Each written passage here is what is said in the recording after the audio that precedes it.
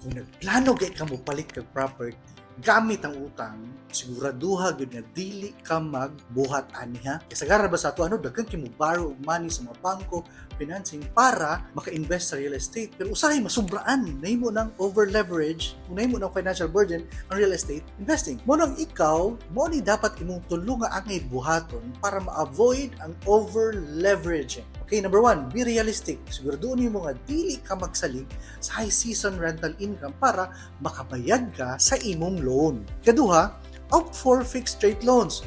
Choose fixed rate mortgages para stable ang imong monthly payments bisan unsa pa ang market conditions. Ikatulo, have backup income. Make sure na nakay savings o other income sources to cover payments during your low rental periods. Diba? Prepared ka, dili ka over leveraged. Kung ganang kagdaghang pang mga real estate investing tips, follow me for more.